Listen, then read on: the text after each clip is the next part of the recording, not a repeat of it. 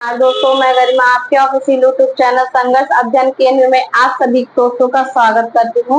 जैसे कि हम लोग पढ़ रहे थे कि हिंदी भाषा में स्वर और व्यंजन, स्वर क्या होते हैं, व्यंजन क्या होते हैं। स्वर क्या बताया था आपको कि जो स्वतंत्र रूप से होते हैं, स्वतंत्र रूप से उच्चारण किया जाता है जिनका, वो होते हैं हमारे स्वर। और जो हमारे व्यंजन है वो स्वतंत्र रूप से नहीं होते हैं, उनका उच्चारण करने के लिए हमें अन्य स्वरों या अन्य वर्णों की सहायता ली जाती है। उन्हें क्या कहते हैं? वर्ण, व्यंजन। अब हम पढ़ रहे थे कि स्वर के प्रकार कितने होते हैं, स्वर के प्रकार किस प्रकार होते हैं। तो हम लोग स्वर का प्रकार जो पढ़ रहे थे वो था हमारा पहला, मात्रा के आधार पर। मात्रा के आधार पर, या इसी को हमने बताया था कि उच्चारण में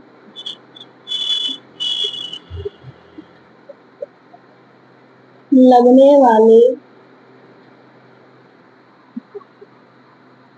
समय के आधार पर, समय के आधार पर। तो हम लोग पढ़ रहे थे कि मात्रा के आधार पर स्वर कितने प्रकार के होते हैं, कौन कौन से होते हैं, और उच्चारण में जो उनके उच्चारण में लगने वाला समय है उस प्रकार से कितने प्रकार के स्वर होते हैं। तो हमने बताया था कि मात्रा के आधार पर 3 प्रकार बताए थे आपको। 3 प्रकार कौन कौन से बताए थे? पहला जो था वो था ह्रस्व, इसी को हम बोलते हैं लघु। ठीक है, इसी को एक नाम से और जानते हैं, क्या है ये? एक मात्रिक। देखिए दोस्तों, मात्रा के आधार पे भी हम 3 प्रकार से पढ़ेंगे इसको, कि मात्रा के आधार पे भी 3 प्रकार के स्वर होते हैं। पहला होता है ह्रस्व, ह्रस्व को लघु भी बोलते हैं, एक मात्रिक भी बोलते हैं, और इसको मूल स्वर भी बोलते हैं। क्या बोलते हैं? मूल स्वर भी बोलते हैं। ह्रस्व का मतलब भी छोटा होता है, लघु का मतलब भी छोटा रूप होता है। एक मात्रिक का अर्थ क्या होता है? एक मात्रिक का अर्थ यानी एक मात्रिक जिसमें क्या हो? एक मात्रा वाले, एक मात्रा वाले स्वर कौन से होते हैं? एक मात्रिक, जिनमें क्या होती है? एक मात्रा होती है। और मूल स्वर क्या होते हैं?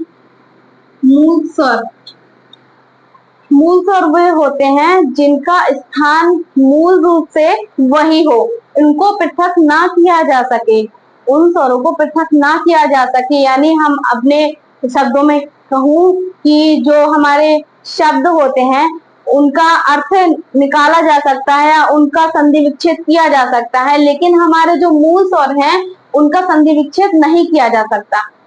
इसलिए इनको क्या कहा है? मूल स्वर। क्यों? क्योंकि इनका संधि विच्छेद नहीं किया जा सकता। हम अपने शब्दों का, अपने कोई भी शब्द है उसका संधि विच्छेद निकाल सकते हैं, उसका संधि विच्छेद निकलता है, लेकिन जो हमारे मूल स्वर हैं उनका संधि विच्छेद नहीं होता है। इसलिए इसको क्या बोलते हैं? एक मात्रिक। एक मात्रिक होने के कारण ये इनमें संधि विच्छेद नहीं किया जा सकता, इसलिए इसको क्या बोलते हैं? ह्रस्वी बोलते हैं। ये पेपर में आता है दोस्तों, ये विलोम शब्द आ भी सकते हैं इसको, इसलिए आपको ये चारों नाम जो है आपको याद करने पड़ेंगे कि ह्रस्व भी बोलते हैं इसको, लघु भी बोलते हैं, एक मात्रिक स्वर भी बोलते हैं इसको, मूल स्वर भी बोलते हैं। चारों के चारों नाम आपको याद रखने हैं। दूसरा जो बताया था वो था दीर्घ स्वर, इसी को क्या बोलते हैं हम? गुरु। इसी को क्या बोलते हैं? देखिए इसका अपोजिट क्या हो जाएगा? एक मात्रिक का द्विमात्रिक, इसको द्विमात्रिक स्वर भी बोलते हैं, इसको संधि स्वर भी बोलते हैं। क्या बोलते हैं दोस्तों? संधि स्वर। संधि स्वर क्यों बोलते हैं? क्योंकि इसका संधि विच्छेद किया जाता है, जैसे कि इसमें बताया था मूल स्वर, क्योंकि इसका मूल रूप से ही वही स्थान रहता है, इसलिए इसका संधि विच्छेद कतई नहीं कर सकते। और जो संधि विच्छेद यानी हमारे दीर्घ या गुरु या द्विमात्रिक स्वर हैं उनका संधि विच्छेद किया जा सकता है। क्या किया जा सकता है? इनका संधि विच्छेद किया जा सकता है।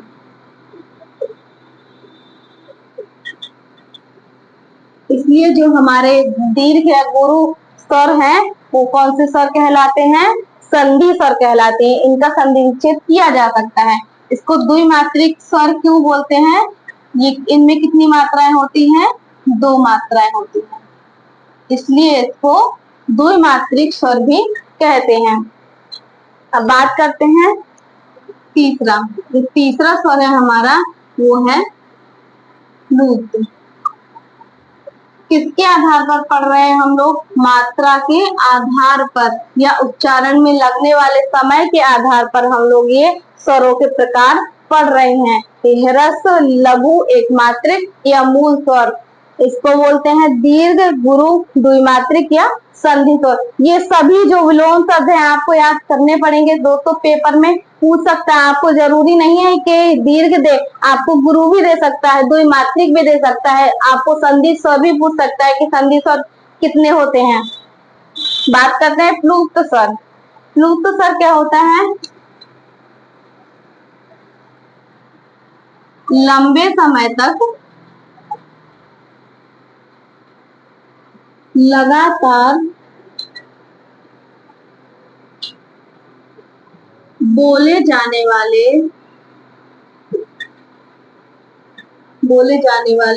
स्वर क्या होते हैं? प्लुप्त स्वर।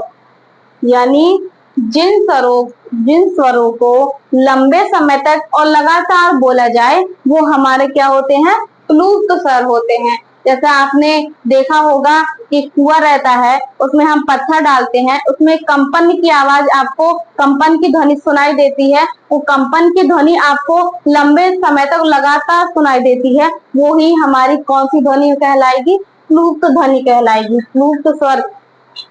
जैसे कि आप एक उच्चारण करते हैं किसका? ओम का। ओम का उच्चारण करते हैं दोस्तों, तो आप तो जब ओम का उच्चारण करते हैं तो उसको लंबे समय तक उसको क्या करते हैं? उच्चारण किए जाते हैं, उसको लंबे समय तक बोलते हैं। ठीक है, तो वो कौन सा स्वर हो जाता है? प्लुप्त स्वर। यानी प्लुप्त स्वर वह होता है जो लंबे समय तक और लगातार बोला जाए, लगातार उच्चारित किया जाए, उसको क्या बोलते हैं? प्लुप्त स्वर बोलते हैं। अब जानेंगे इनकी संख्याएं कितनी होती हैं। इनकी संख्याएं मोस्ट इंपॉर्टेंट है, इनकी संख्याएं पूछी जाती है पेपर में कि इनकी संख्याएं कितनी होती हैं।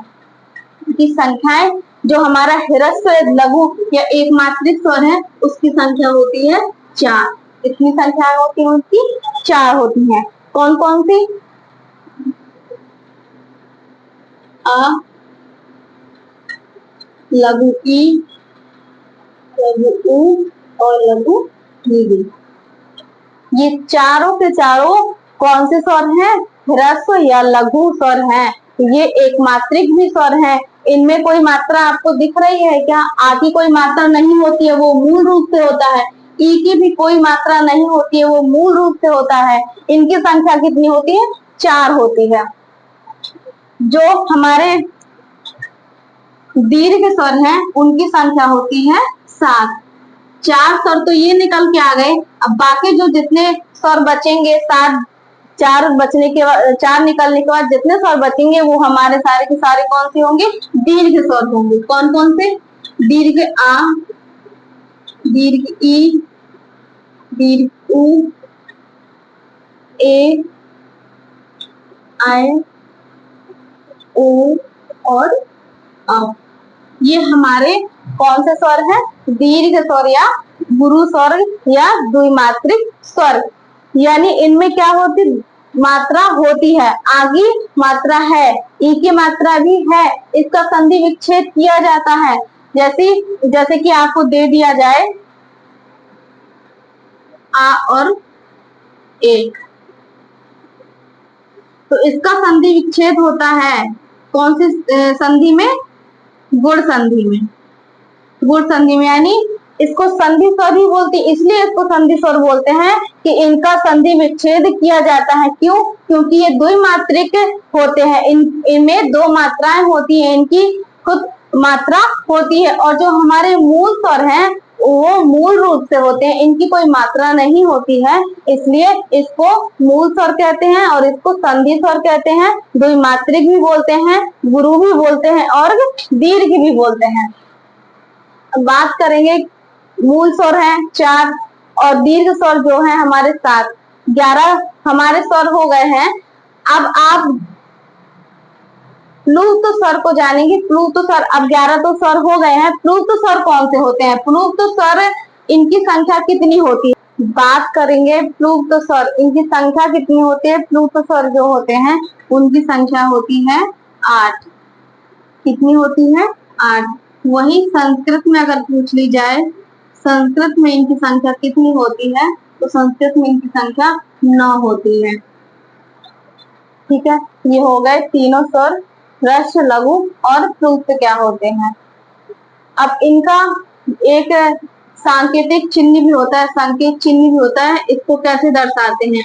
इसका चिन्ह जो ह्रस्व स्वर है इनको चिन्हित करते हैं हम लोग, ह्रस्व को करते हैं इस प्रकार।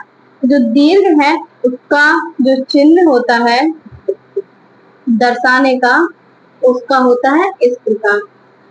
आप लोगों ने देखा भी होगा किताबों में।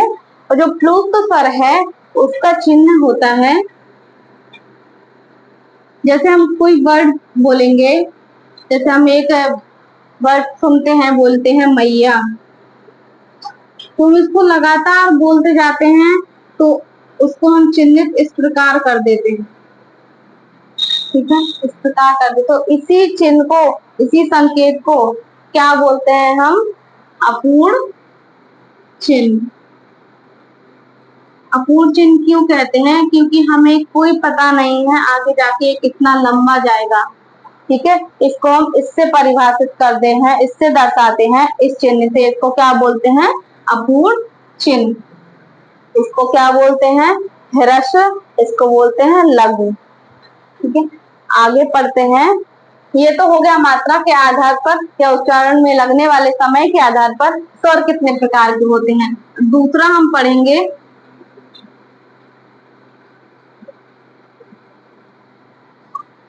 ओष्ठ के या ओष्ठ आकृति के आधार पर स्वर कितने होते हैं। ओष्ठ आकृति के आधार पर स्वर 2 प्रकार के होते हैं। कितने प्रकार के होते हैं दोस्तों? 2 प्रकार के होते हैं। एक तो होता है हमारा वृत्ताकार, दूसरा होता है इसका विपरीत, अवृत्ताकार। अब वृत्ताकार, अवृत्ताकार होता क्या है? वृत्ताकार, इसका अर्थ से ही समझ में आ रहा है कि हमारा जो ओष्ठ यानी ओठ, इनकी आकृति, हमारे ओष्ठ की आकृति वृत्त के आकार में जब होती है, जिन स्वरों को उच्चारण या जिन स्वरों का उच्चारण करने के लिए हमारे ओष्ठ जो है किस आकृति में हो जाते हैं? वृत्ताकार की आकृति में होते हैं, उन्हीं स्वरों को क्या बोलते हैं? वृत्ताकार। यानी वृत्त के आकार में जब हमारे ओष्ठ वृत्त के आकार में हो जाते हैं, आ जाते हैं, वही उन्हीं स्वर को क्या बोलते हैं? वृत्ताकार। अवृत्ताकार उसके विपरीत, यानी हमारे जो ओष्ठ हैं, जिन स्वरों को उच्चारण करने के लिए हमारे ओष्ठ जो है वृत्ताकार के ना हो, वो क्या, कौन से स्वर कहलाते हैं? अवृत्ताकार। वृत्ताकार का अर्थ क्या है?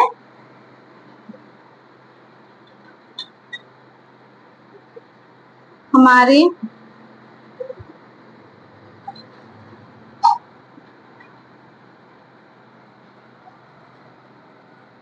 जब स्वरों का उच्चारित करते समय किस प्रकार हो जाए? वृत्ताकार।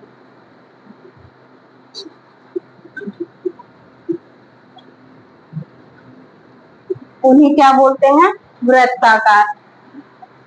अवृत्ताकार इसके विलोम होता है, यानी वृत्त के आकार में ना हो। क्या? हमारा ओष्ठ, हमारे जो ओष्ठ है वो, उनकी आकृति ओष्ठ, हमारी जो आकृति है, किसकी? ओष्ठ की आकृति है, वो वृत्त की आकृति में ना हो, वो हमारे कहलाते हैं आवृत्ताकार। और वृत्ताकार जब हमारे ओष्ठ क्या हो? वृत्त की आकृति में हो, वृत्त आकार में हो, वही क्या होते हैं? वृत्त आकार। इसकी संख्या हम पढ़ेंगे, इनकी संख्या कितनी होती है, इनकी संख्या कितनी मानी जाती है। जो हमारे वृत्ताकार स्वर हैं उनकी संख्या मानी जाती है, उनकी संख्या है 4। कौन कौन सी? ओ, उ, ऊ, ओ और औ। देखिए, इनको याद करने का तरीका क्या है? वृत्ताकार जो स्वर हैं उनको याद करने का तरीका ये है, हमने ये क्या बनाया? 3, यानी जो 3 की आकृति है, 3 की आकृति है, उस आकृति से जितने स्वर बनते हैं वो सभी क्या है? वृत्ताकार।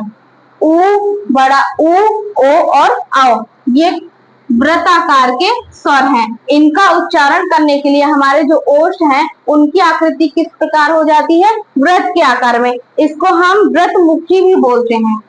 इसको क्या बोलते हैं? वृत्त मुखी स्वर भी बोलते हैं। क्यों? क्योंकि हमारा जो मुख है, हमारा मुंह है, जब इन स्वरों का उच्चारण करते हैं तो हमारा मुख किस प्रकार हो जाता है? वृत्त, यानी वृत्त के आकार में हमारा मुंह खुलता है। किनका उच्चारण करने के लिए? वृत्त आकार के स्वरों का उच्चारण करने के लिए। ये हो गए हमारे वृत्ताकार के स्वर। कितने होते हैं? तो 4 हैं। और हमारे जो आवृत्ताकार स्वर हैं वो कितने हैं? 7, यानी आ, ई, ए, आई।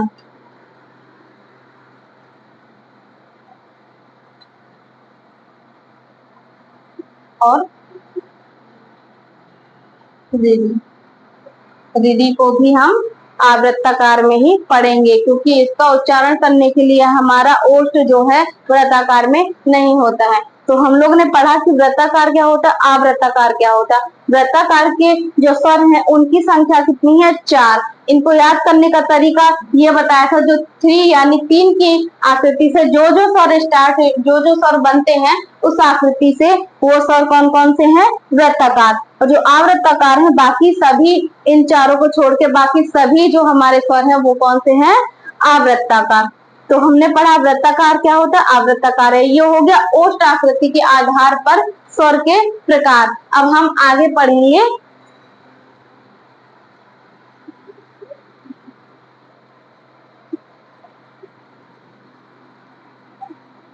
आगे देखेंगे दोस्तों, एक वर्ड और आपको ये देखने को मिलता है आ।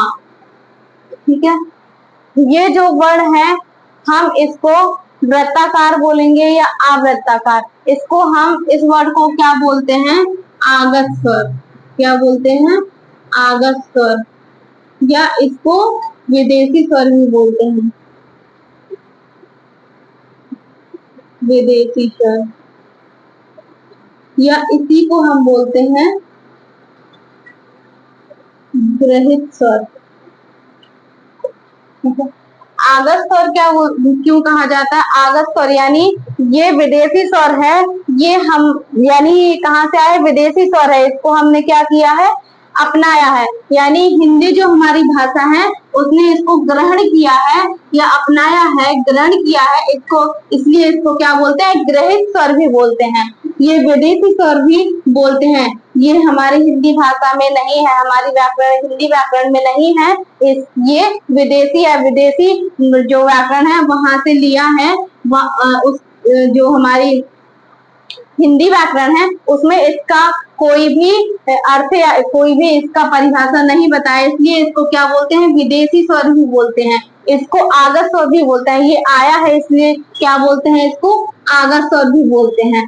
तो प्रश्न में ये पूछा जाता है कि जो आगत स्वर है या विदेशी स्वर है या ग्रहित स्वर है, इसको ग्रहित स्वर भी बोलते हैं, तो ये किस स्वर का प्रकार है, इसको किस स्वर में हम परिभाषित करेंगे, इसको हम वृत्ताकार में परिभाषित करेंगे, आवृत्ताकार में मानेंगे। तो जो आगत स्वर है इसको हम वृत्ताकार में ही गिनते हैं। किसमें? वृत्ताकार। जो वृत्ताकार स्वर है उसी में हम क्या करते हैं, इस आ को गिनते हैं। जो ये चांद बिंदी रहती है इसको हम क्या बोलते हैं? पूर्ण चांद बिंदु। इसमें ये तो बिंदु तो है नहीं, तभी इसको क्या बोलते हैं? अर्धचांद। अर्धचांद यानी अर्धचंद्र बिंदु, इसको हम क्या बोलते हैं? अर्धचंद्र बिंदु। और जो पूर्ण रहता है तो क्या बोलते हैं इसको? पूर्ण चंद्र बिंदु। ठीक है, तो ये आगत स्वर है, वृत्ताकार स्वर में गिना जाता है। किसमें गिना जाता है? वृत्ताकार में, क्योंकि इसका उच्चारण करने के लिए ओष्ठ आकृति होती है, इसको वृत्ताकार में ही गिनती है, पेपर में पूछा जाता है। अब हम पढ़ेंगे आगे अगला जो तीसरा प्रकार है वह है जीभ की क्रियाशीलता के आधार पर।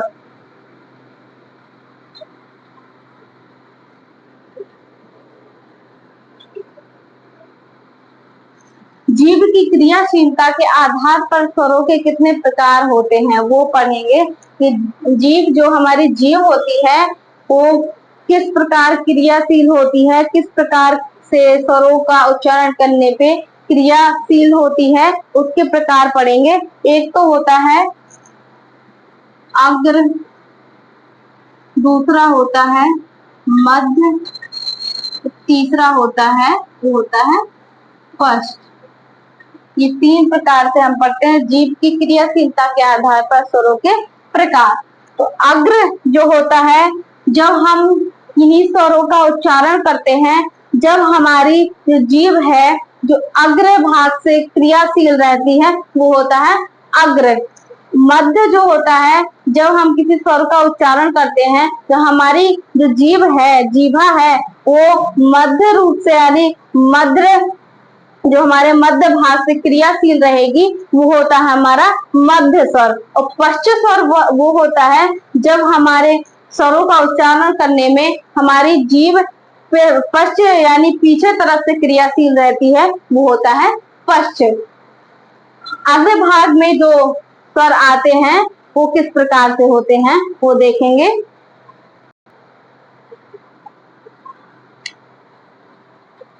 अग्र जो कितनी होती है? एक तो होता है ई, ए, आई और री। ये हो गए अग्र स्वर। अग्र स्वरों की संख्या कितनी है? 5। ई, ए, आई और री। अग्र स्वर की संख्या 4 और जो मध्य स्वर है, जो हमारा मध्य स्वर है उसकी संख्या 1 यानी आ। जो हमारा मध्य स्वर है वो कौन सा है? आ। और जो हमारा पश्च स्वर है, पश्च स्वर देखो हम इसको याद कैसे करेंगे। मध्य स्वर जो हमारा है उसको आपको याद कर लेना है, क्या है? आ। क्या करेंगे? मध्य स्वर है उसको हम याद करेंगे आ। बाकी फिर मध्य के बाद आता है पश्च। पश्च को हम किस प्रकार याद करेंगे? जिस प्रकार मैंने आपको अभी पिछली उसमें बताया था कि वृत्ताकार अवृत्ताकार कैसे याद करते हैं, तो पश्च स्वर को भी ऐसे ही याद करेंगे। यानी जो 3 यानी 3 की आकृति से जो जो वर्ण बनते हैं, जो जो वर्ण स्वर बनते हैं उनको लिख देंगे। 3 की आकृति में एक तो बनता है आ तो हो गया, बाकी क्या आएगा इधर? आ, ओ, आओ और ऊ, बड़ा ऊ। ये जो स्वर हो गए हैं वो कौन से हैं? पश्च स्वर। मध्य स्वर हो गया, पश्च स्वर हो गया। अब इनमें हमें दिख रहा है कि आ भी आ गया, मध्य स्वर में आ गया, पश्च स्वर में आ, ओ, ऊ, ऊ। अब जो हमारे स्वर बचेंगे वो हमारे कहाँ आ जाएंगे, अग्र में। कहाँ जाएंगे दोस्तों, अग्र में। तो ये तो हो गए पश्च और मध्य। जो हमारे बाकी रह गए हैं वो किस स्वर में आ जाएंगे, अग्र स्वर में। ई, ई और ए, आई और री। ये क्या हो गए दोस्तों, जीभ की क्रियाशीलता के आधार पर जो हमारे स्वर हैं वो कितने प्रकार के हैं, 3 प्रकार के। अग्र स्वर, मध्य स्वर और पश्च स्वर। पेपर में पूछा भी जाता है कि जीभ की क्रियाशीलता के आधार पर हमारे जो स्वर हैं कितने प्रकार के होते हैं। तो कितने प्रकार के होते हैं दोस्तों, 3 प्रकार के होते हैं। अग्र स्वर, मध्य स्वर और पश्च स्वर। आगे हम पढ़ेंगे, ये तो हो गए जीभ की क्रियाशीलता के आधार पर। आगे पढ़ेंगे कि तालु की क्रियाशीलता के आधार पर स्वरों के प्रकार। तालु की क्रियाशीलता के आधार पर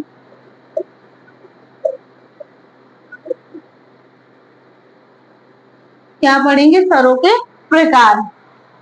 तालु क्या होता है, तालु ये हमारी जीभ है।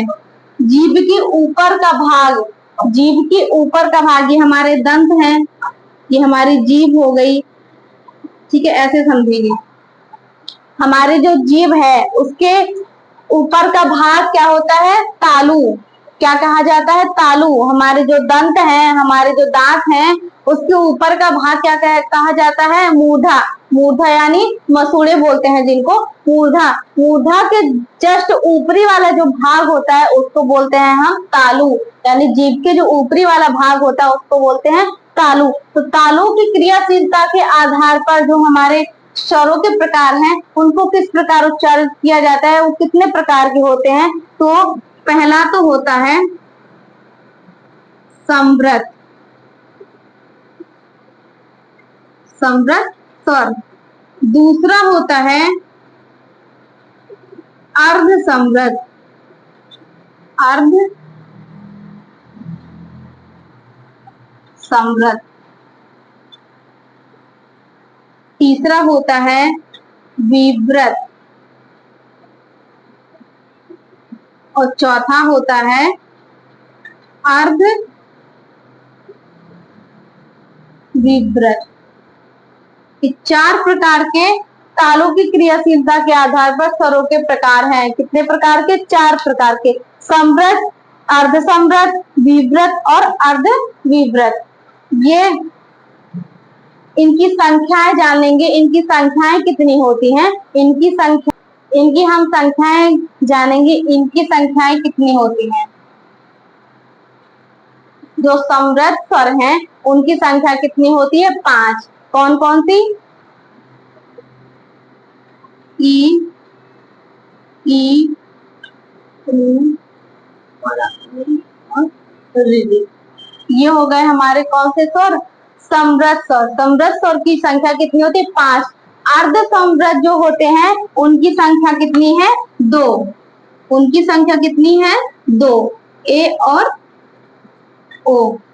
कौन कौन सी, ए और ओ। और जो हमारे विव्रत हैं, विव्रत स्वर हैं, उसकी संख्या कितनी है, 1। जो हमारा विव्रत स्वर है वो 1 माना गया है, वो है आ। और हमारे अर्ध विव्रत है, बाकी जो हमारे स्वर रहेंगे वो हो जाएंगे आ। हमारे विव्रत जो अर्ध विव्रत स्वर है उसमें आ हो जाएगा, जो हमारा बाकी अर्ध विव्रत है उसमें चले जाएंगे आ, ए और आओ। आ, ए और आओ। ये हमारे कौन से स्वर हैं, अर्ध विव्रत। तालु की क्रियाशीलता के आधार पर हमने 4 प्रकार से स्वर पढ़े हैं, समृत स्वर, अर्ध समृत स्वर, विव्रत स्वर और अर्ध विव्रत स्वर। समृत तालु के आधार पर समृत स्वर जो है वो कितने प्रकार के हैं, 5 प्रकार के। ई, उ और री। अर्ध समृत में जो स्वरों की संख्या है कितनी है, 2, ए और ओ। और जो विव्रत स्वर है उसकी संख्या कितनी है, 1, वो है आ। और जो अर्ध विव्रत है वो 3 प्रकार के हैं, आ, ए और औ। ये हो गए हमारे तालु की क्रियाशीलता के आधार पर। हमने जीव की क्रियाशीलता के आधार पर पढ़ लिया, तालु की क्रियाशीलता के आधार पर भी जाना कि तालु की क्रियाशीलता के आधार पर कितने प्रकार के स्वर होते हैं, तो 4 प्रकार के स्वर होते हैं। जीव की क्रियाशीलता के आधार पर कितने स्वर होते हैं, 3 स्वर होते हैं। अब हम एक और पढ़ेंगे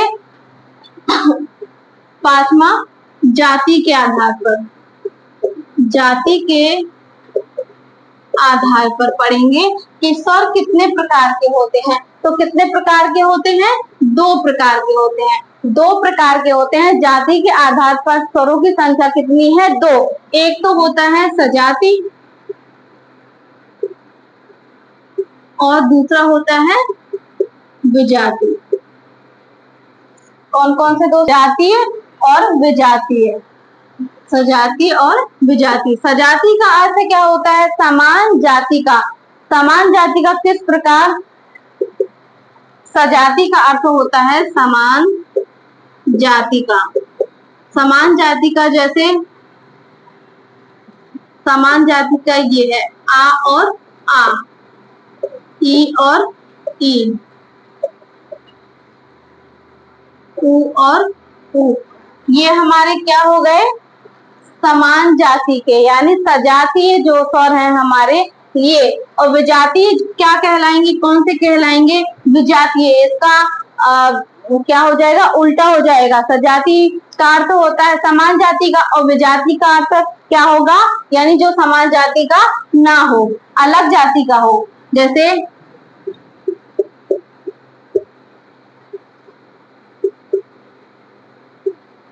ये क्या हो जाएगा दोस्तों, विजातीय। तो प्रश्न में पूछा जाता है, आपको 4 ऑप्शन दे देगा, ठीक है, इस प्रकार से कुछ दे देगा ऑप्शन, और उस ऑप्शन में आपको बताना है कि इसमें सजातीय कौन सा है या इसमें विजातीय कौन सा है। 3 ऑप्शन आपको दे देगा, सजातीय का, और एक कौन सा दे देगा, विजातीय का, यानी भिन्न जाति का दे देगा। उसमें आपको पूछेगा कि विजातीय इसमें से कौन सा है, तो आपको आसानी से पता चल जाएगा। जो समान जाति के रहेंगे दोस्तों वो कैसे रहेंगे, समान रूप से रहेंगे। विजातीय में क्या रहेंगे, अलग अलग जाति के रहेंगे, यानी अलग अलग 2 प्रकार के शब्द यानी 2 प्रकार के स्वर रहेंगे, वो क्या कहलाता है, विजातीय। तो हमने जाति के आधार पर भी पढ़ा है कि हमारे स्वर कितने प्रकार के होते हैं। कितने प्रकार के होते हैं दोस्तों, 2 प्रकार के होते हैं, सजातीय और विजातीय।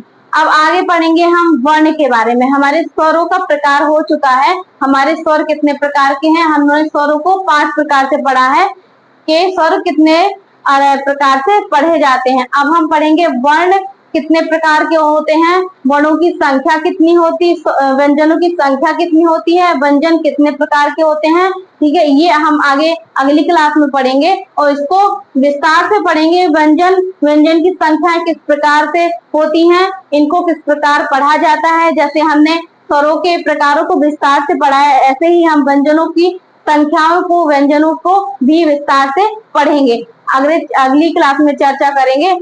इसके लिए अगर आपको ये वीडियो अच्छी लगी हो तो प्लीज इसको लाइक कीजिए, सब्सक्राइब कीजिए, ताकि हमें पता चले कि मेरी जो क्लास है आपको उसमें से कुछ गेन हो रहा है। प्लीज इसको लाइक कीजिए। धन्यवाद।